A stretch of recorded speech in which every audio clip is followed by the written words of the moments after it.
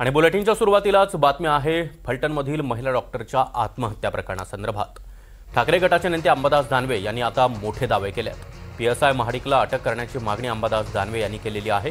तर दुसरीकडे महिला डॉक्टर आणि रणजितसिंह नाईक निंबाळकरांचं बोलणं, तुम्ही माजी खासदार आहात, मुख्यमंत्र्यांच्या आणि गृहमंत्र्यांच्या खूप जवळचे आहात, तर हे अशा पद्धतीनं पोलिसांना अपेक्षित असलेले अहवाल तयार करून घेणं हे योग्य आहे का? नाही, असं बिलकुल योग्य नाही। पण त्याच्यामध्ये पूर्ण सखोल माहिती घेतल्यानंतरच आज बोलणं योग्य आहे। जे काय प्रथम दिवशी त्यांची तक्रार आहे, आपण डॉक्टरांची तक्रार ती वाचली आणि त्यांनी जो काय त्यांच्या चौकशी पोलिसांनी त्यांच्याविषयी काय ते 3-4 तक्रारी दिल्या होत्या आणि त्या तक्रारीच्या विषयात त्यांचा चौकशीच्या दरम्यान दिलेला तोही अहवाल आपण वाचला। आता यात सखोल दृष्टिकोनातनं जाणं गरजेचं आहे, पण कुठल्याही गोष्टीचं कंपल्सेशन असलं तर ते चुकीचं आहे। असं ना, तर याच्यामध्ये ते त्यांनी म्हटलं आहे की त्यांना मॅडम फिटचे रिपोर्ट द्या, कारण ते नंतर तुमच्याशी जे आरोप झाले त्याच्याशी ते निगडीत आहे, म्हणून फिटचे रिपोर्ट द्या असं सतत त्यांना तक्रार केली जात होती। पोलिसांनी ज्या स्टेशन डायरीला नोंदी घेतल्या त्या मी पूर्ण वाचल्या। पूर्ण संवादाचा अभाव आहे असं दिसतंय, पण पोलिसांचा आग्रहच आहे। तर तुमची फडणवीस साहेबांकडे काय मूळची मागणी असणार आहे या संदर्भामध्ये? हे मला समजलं नाही प्रश्न। हे जे फिट रिपोर्टचा संदर्भ आहे तो आता अक्रॉस सगळ्या मेडिकल फ्रॅटर्निटीमध्ये चर्चेला आला आहे। मला अगदी जे लोक फोन करून सांगतायत की ही नित्याची प्रॅक्टिस आहे। ही तर 26 वर्षाची मुलगी आहे, तुमच्या कॉन्स्टिट्युन्सीमध्ये होती म्हणून तो मुद्दा आता चर्चेत झाला आहे। तर आता एकदा फडणवीसांनी याच्या संदर्भात काय करायला हवं? नाही, याच्या संदर्भामध्ये फिट अनफिट याच्या संदर्भामध्ये जर पोलिसांना काही शंका असतील तर त्याला थर्ड पार्टी काहीतरी याच्यामध्ये नेमावं लागेल। याच्यापेक्षा जास्त काय करता येणार नाही, कारण पोलिसांची कारवाई फिट अनफिट नंतरच चालू होते किंवा ती दिरंगाई होती त्याच्यामध्ये। याच्यापेक्षा वेगळं काय नाही। जर त्याला कम्फर्ट नसेल आणि पोलिसांना त्याला वाटत असेल कम्फर्ट आहे तर पोलिसांनी वरिष्ठ त्याच्याकडनं चाचणी करून घ्यावी।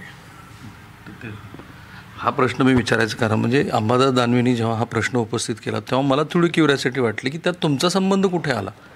तो संबंध असा आला की तुमचा एक साखर कारखाना आहे, तुम्ही बीड जिल्ह्यातल्या काही लोकांना उचली दिल्या होत्या, त्यातल्या काही मुकदमांना तुम्ही अटक करा असं पोलिसांना सांगितलं। त्याच्यामध्ये मिस्टर खाडे यांनी खूप महत्त्वाची भूमिका बजावली।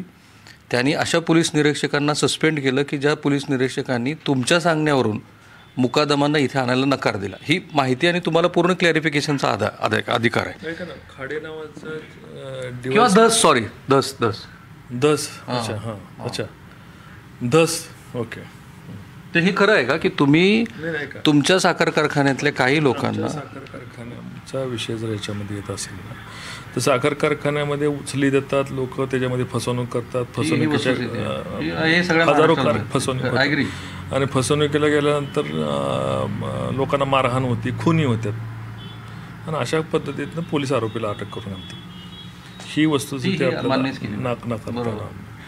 आणि शेवटी काय आहे की ते लोक फरार झाल्यानंतर त्यांच्यावर गुन्हा दाखल करायचा की नाही हे आम्हाला आपल्याकडनं कळावं की जर कोणी जर फसवणूक शेवटी शेतकऱ्याचा पैसा किंवा साखर कारखानदाराचा पैसा आहे त्यामध्ये गुन्हा दाखल होणारच। आज 500-600 गुन्हे आहेत फलटणमध्ये। आज 550 लोकांनी फसवणूक झाली, काही लोकांची आत्महत्या करायची वेळ आली कारण त्यांनी सावकारांकडनं कर्ज घेऊन लोकांना उचली दिलेले आहेत। ही वस्तुस्थिती आहे। पण मग असं तुम्ही त्यांना सांगितलं होतं पोलिसांना की त्या बीड जिल्ह्यातल्या लोकांना तुम्ही इथे धरून आणा? हा कुणाला धरून आणा आणि कुणाला सांगायचा आपला काय त्याच्यामध्ये संबंध येत नाही। माझा त्यात व्यक्तीशी काही संबंध नाही। गुन्हा दाखल केल्यानंतर मी काय कारखान्याच्या प्रशासनामध्ये मधला भाग नाही आहे किंवा कारखान्याचा कुठला संचालकही नाही आहे। इंडिपेंडंट बॉडी लागली आणि कुणालाही उद्या कुठल्याही आरोपीला जर आणायचं असेल आणि जर माझा स्वतःचा विषय सोडून द्या पण अन्य कुणाला लागला तर आपण पोलिसांना फोन करतो की ह्याच्यावर अन्याय झाला, ह्याची चोरी झाली, ह्याला मारहाण झाली आहे, याच्यावर लक्ष द्या। शेवटी लोकप्रतिनिधींचं कामच आहे। तुमच्या माझ्या बाबतीत असेल तरी बाबा आमच्या कारखान्याची फसवणूक झालेली आहे याच्यामध्ये तुम्ही तपास करा ही म्हणणं आमची कामच आहे आमचं आणि ते केलं पण पाहिजे, कारण पैसा शेवटी शेतकऱ्यांचा आहे। पण आता असं झालं आहे की डॉक्टरांनी हे जे 3 ओळी लिहिल्यात की खासदारांनी मला हे केलं, तर त्याच्यात 2 नावं नाही मी वाचून ते महाराष्ट्राला कालपासून मी वाचून दाखवतोय। तर फोन आला आणि खासदारांना म्हणजे माननीय खासदार यांचे 2 PA आले, त्यांची नावं आता नंतर चर्चेत आली आहेत आणि त्याचं तुम्हाला तर विचारणारच आहे मी। तर त्यांनी मला फोन देऊन माननीय खासदार बोलत आहेत असं सांगितलं, तेव्हा मी त्यांना फोनवर त्यांच्याशी बोलणं झालं आणि माननीय खासदाराने विचारणा केली आणि हे जरा जास्तच गंभीर आहे की पोलिसामध्ये एक अशी म्हणजे आता हे असं गृहीत धरून आपण चाललो की हे तुम्हीच बोललेलं आहात म्हणून, विच इज आत्तापर्यंत तरी ते बरोबर नाही आहे. त्यामुळे तिथे न जाता की पुढे कोण काय खासदार म्हणलं, पण एक 2 नावं चर्चेत आहेत. एक आहेत राजेश शिंदे आणि दुसरे आहेत रोहित नागटिळे. तर ही नावं सकाळी फलटणकरांनी आमच्या दानवेंना फीड केलेली दिसते. म्हणजे निंबाळकरांनी कोणी XYZ विधान परिषदेचे कालपर्यंत नाव असं होतं की हिरवे आणि खरात ही नावं अस्तित्वातच नाहीत फलटणमध्ये. काल त्याच्या भावाचंही स्टेटमेंट होतं की हिरवे नावाचा कोणतरी PA खासदारांचा आला होता आणि त्यांनी फोन जोडून दिला. आता ही नव्याने कालच्या घटनेतली नावं 2 वेगळी PNची आणि आजच्या घटनेतली PNची 2 नावं वेगळी.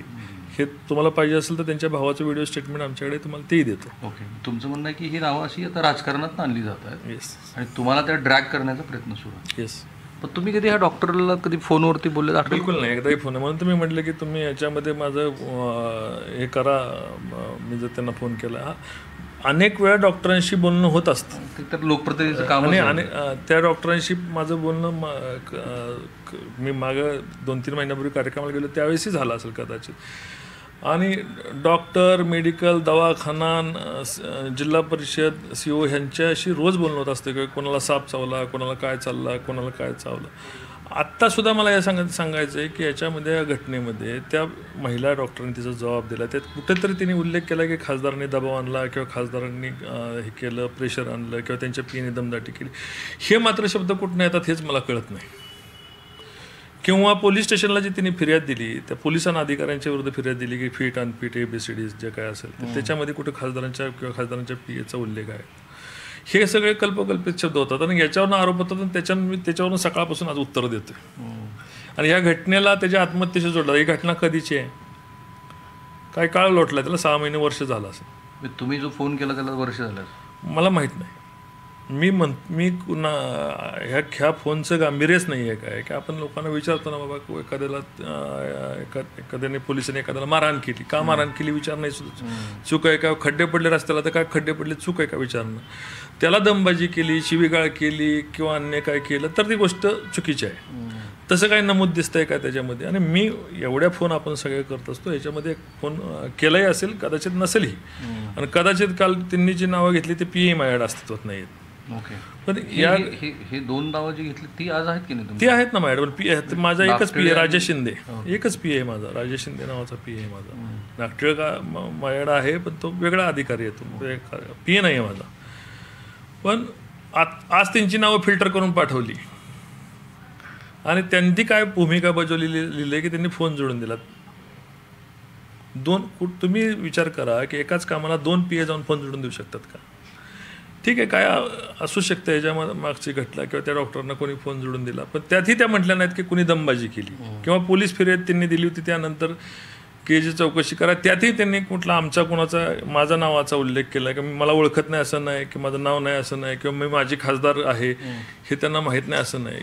कुठेही दमबाजी केली किंवा कुठं काय या विरुद्ध या उलटं जेव्हा आम्ही दवाखान्यात मी आणि आमदार साहेब गेलो होतो त्यावेळी सगळ्या महिला डॉक्टरांनी, त्यासुद्धा महिला डॉक्टर त्या ठिकाणी होत्या तर मी प्रत्यक्ष त्यांना बघितलेलं नाही कधी, पण सगळ्यांनी आनंद व्यक्त केला की अशा प्रकारच्या सुविधा आम्हाला मिळत नाही, आम्ही डेव्हलपमेंट करतोय. आणि त्या सगळ्या महिला डॉक्टरांनी भेटायची इच्छाही व्यक्त केली होती. आणि जर त्या दमबाजी म्हणत नाहीत, त्या तक्रारीत नाव लिहित नाहीत, तर काही काळापूर्वी घडलेल्या घटनेचा आजच्या त्या बिचारीच्या आत्महत्येला जोडणं हे कितपत योग्य मला सांगा. ते यासाठी जोडलं जातं आहे की पहिल्या पानावरती जो 4 पानाचा जबाब आहे त्यातल्या पहिल्या 5 ओळीमध्ये ज्या आरोपींची नावं आहेत ते तुम्ही ज्यांना बीडमधनं उचलून आणायला सांगितलं ते 2 लोक आहेत की ज्यांचा BP शूटआउट झाला होता आणि तो BP शूटआउट झाल्यानंतर डॉक्टरांनी असं सांगितलं की ह्यांना काही फिट सर्टिफिकेट देता येणार नाही. त्यामुळे तपासाची एक दिशा ही पण आहे. अगदी मी म्हणतोय ते तुम्ही म्हणताय ते आरोपींना उचलून आणलं ते झालं, पण आज तिची आत्महत्या ह्या विषयावर आत्महत्या झाली आहे का? नाही झाली. तिने लिहून ठेवले की कुठल्या विषयावर आत्महत्या झालेली आहे. हो, ते खरंच आहे. बरोबर, ते जे लिहून ठेवले त्याप्रमाणे ते नाकारता येते का? आणि 6 महिन्यापूर्वी किंवा वर्षापूर्वी झालेल्या घटनेचा त्याचा आता ह्याला अटॅचमेंट करणं ठीक आहे, ह्या वेगळा विषय असू शकतो. नाही, 3 घटना नाही एकत्रित नाही झाल्या हा असं- वेगळा असं- नाही हा वेगळा विषय असू शकतो आणि ह्या वेगळ्या विषयावर मी मुलाखती देऊ शकतो पाहिजे तेवढ्या वेळ. पण याचा आणि त्या आत्महत्येला क्लब करणं हे किती बरोबर आहे?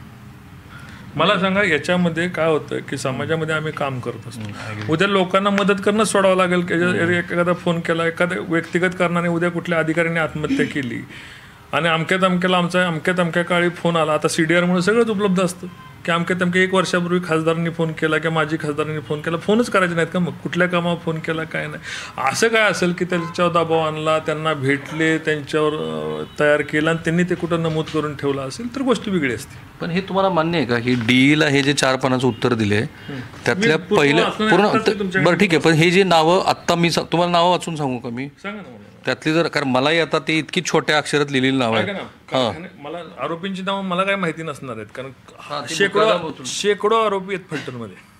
नाही, बीडवरून आणलेले बीडवरनं पण आणलेले शेकडो आरोपी, तेच सांगतोय, बीडवरनं आणलेले सुद्धा शेकडो आरोपी आहेत फलटणमध्ये की ज्यांनी यात इथं फसवणूक झालेली आहे. 500 पेक्षा जास्त आहेत. ही वस्तुस्थिती आहे. मी तर तुम्ही पोलीस स्टेशनकडनं माहिती घ्या, त्याच्यावर स्पेशल अधिकारी नेमलेत ह्या गुन्ह्याचा तपास करण्यात. पण तुम्ही कसे असे बीडवरून आरोपी आणले आणि त्यासाठी कुणाला फोन केला हे खरं आहे? बिलकुल मला आठवत नाही. नाही, मी आरोपींची चौकशी करण्यासाठी फोन करू शकतो, पण मी केलाय का नाही मला आठवत नाही. आणि अशा अनेक वेळा आरोपींना अटक करा, ह्यांच्यावर कारवाई करा, ह्यांना आणा, ह्यांच्या तक्रारी दखल घ्या, आम्ही फोन करतो ना की जर एखाद्याची फसवणूक झाली असेल तर फोन करतो ना. हे नाकारायचं काय कारण आहे? फोन केलाच पाहिजे. जर माझ्या तालुक्यातल्या 500 लोकांची फसवणूक झालेली आहे तर संबंधित आरोपींना अटक करा. उलट या कधीतरी मी या विषयावर बैठक लावली होती, मिटिंग लावली होती की या संदर्भामध्ये लोकांची फसवणूक झाली, याच्यामध्ये फास्ट गतीने यांना न्याय मिळाला पाहिजे, पैसे वसूल झाले पाहिजेत. तत्कालीन SP सुद्धा त्या काळात त्या बैठकीला उपस्थित होते.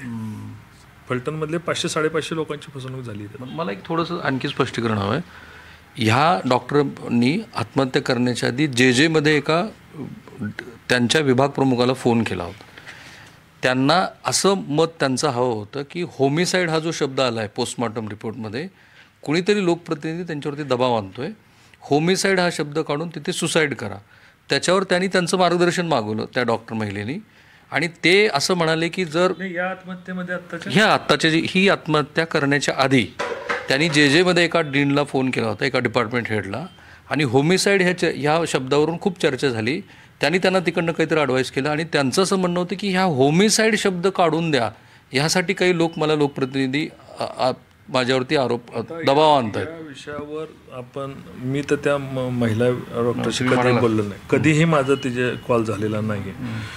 या विषयावर तिने फोन केला असेल होमिसाईड किंवा काय असं, मला तर तो विषयही माहिती नाही. आणि असा कुठला पोस्टमॉर्टम झालाय, मर्डर झालाय का आत्ता या दरम्यानच्या, किंवा कुठला आत्महत्या झाली का, हेही ऑगस्ट 23 किंवा ऑगस्ट 15 माहिती घ्या आपण त्या. आणि त्या संदर्भात आमच्या संदर्भातली कुठली आहे का बाबा असं आत्महत्या, किंवा आमच्या विरोधकांची कोणाची आत्महत्या झाली आहे का ही माहिती घ्या. आणि मग आपण अशा आत्महत्या कुठली आमच्या संदर्भात झालेली आहे का ती माहिती घ्या ना आपण. मला तर 100% खात्री की अशी कुठली आत्महत्या झालेली नाही किंवा असा विषय माझ्या संदर्भातला विषय नाही. पण मी सकाळी आमच्या एडिटोरियल मीटिंगमध्ये असं म्हणालो की तुमचं नाव ह्या बातमीमध्ये कुठेच घेऊ नका, कारण तुम्ही काही you are not current MP. पण तो विषय आला तो विरोधी पक्षाकडनं आला.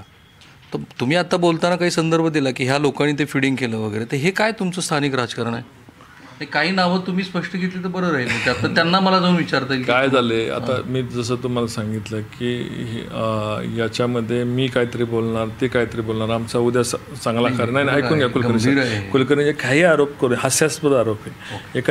एखाद्याने जर आत्महत्या केली तर त्याला 1 वर्षापूर्वी त्याची चौकशी झाली, त्या चौकशीत तिने कोणाला क्लॅरिफिकेशन दिलं, त्याला जर तुम्ही त्याच्यावर डाग ठेवत असाल तर हास्यास्पद आहे.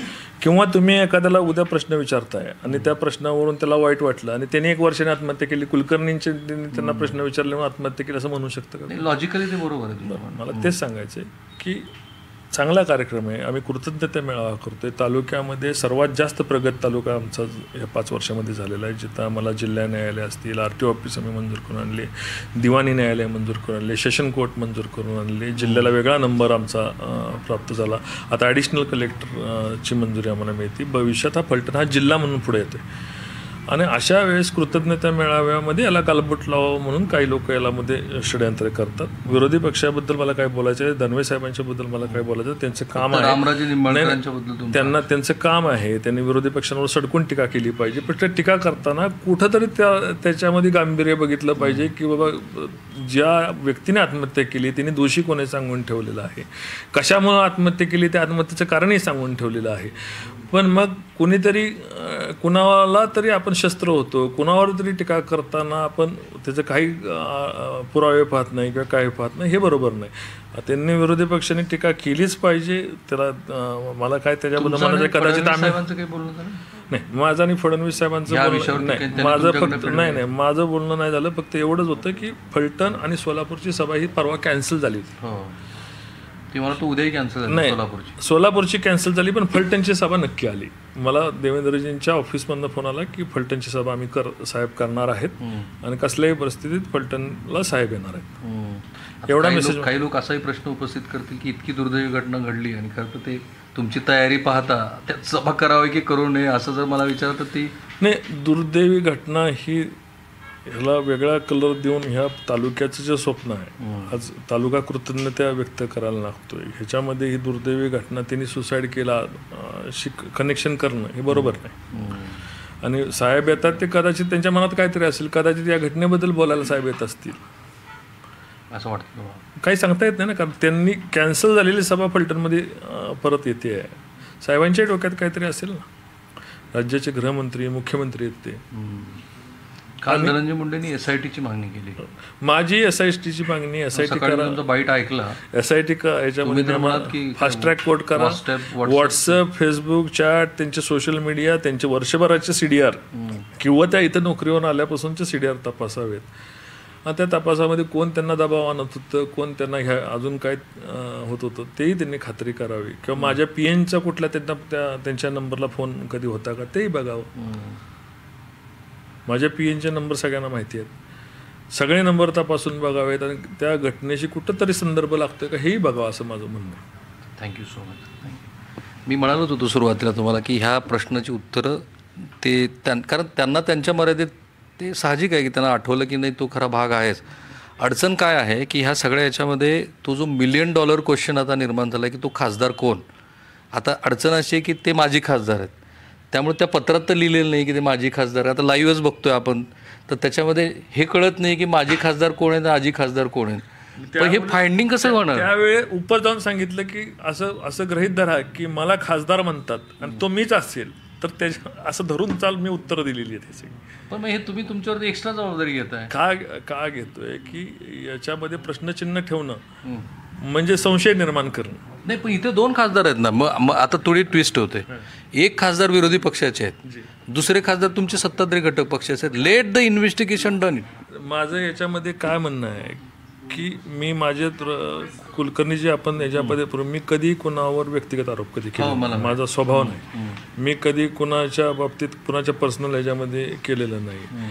आणि तो मी नव्हेच असं म्हणण्याकरता त्या विद्यमान खासदाराला दानाला द्यायचं मी नाही. Let them police station investigate. असं वाटेल की खासदार साहेब माजी खासदारांना कुठेतरी थोडंसं बॅक ऑफ माइंड असं आठवतंय की येस मी कोणाला तरी फोन केला होता. नाही, त्याचा संबंधी नाही. आणि मी ह्याला काय सांगितलं की मी अशा अनेक फोन करत असतो, कदाचित मी फोन केला असेल. मी याच्यासाठी मी हे नाकारत नाही. पण तुमचं हे बोलणं विरोधी पक्षासाठी मोठं शस्त्र आहे. तुम्ही म्हणताय की मी स्वतः फोन केलेला असू शकतो. कारण याच्या फोनमध्ये काहीच तथ्य नाही आहे. त्यांनी काय सांगितले, त्या मॅडमनी सांगितलं की क्लेरिफिकेशन दिलंय की खासदारांना या घटनेचं पोलीस जे माझे आरोप करतायत त्याच्यात तथ्य नाही आहे असं एवढंच क्लेरिफिकेशन खासदारांनी विचारले. त्यांनी कुठला व्यक्तिगत म्हणजे उदाहरणार्थ मी फोन केला असेल तर मी कुठं दबाव आणलेला नाही म्हणत आहे, कुठं दहशत केलेली म्हणत नाही, कोणाला दम दिलेला म्हणत नाही आहे.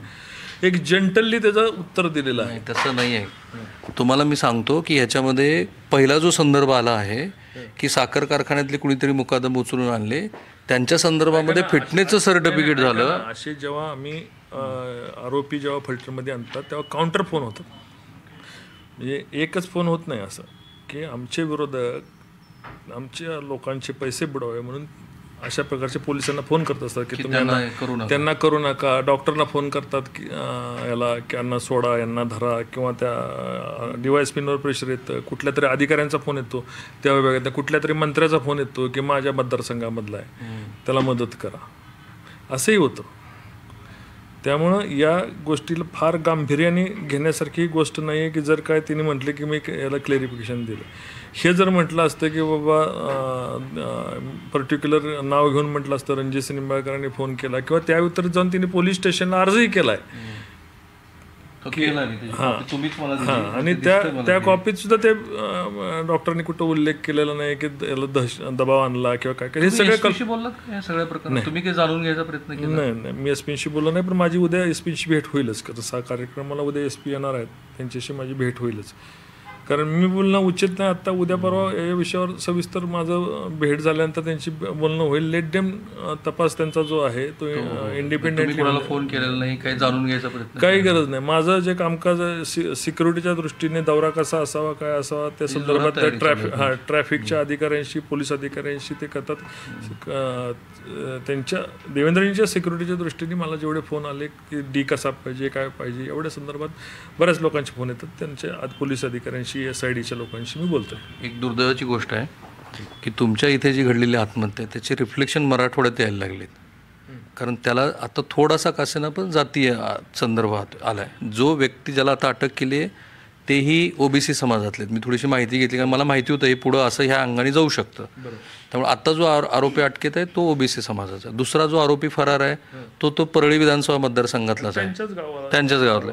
पण मला तुमच्याकडनं हे समजून घ्यायचं आहे की पृष्ठ क्रमांक 4 वरती जो मुद्दा मांडला आहे त्यांच्या ह्याच्यामध्ये, त्याच्यामध्ये तुम्ही बीडचे आहात, तुम्ही मुंडे आहात, आणि तुमच्यातले लोक कसे आरोपी आहेत असं जे पोलीस म्हणून त्यांना टॉर्चर करतायत, ह्याच्याकडे तुम्ही काही फडणवीसांना काही सांगणारच की नाही? मला काय होतं, त्या पेपरची पुष्टी पण झाली पाहिजे. तुम्ही लक्षात घ्या. नाही, त्याच्यामध्ये कुठेही त्यांची सही नाही. मी व्हेरीफाय केलं हे ओरिजिनल.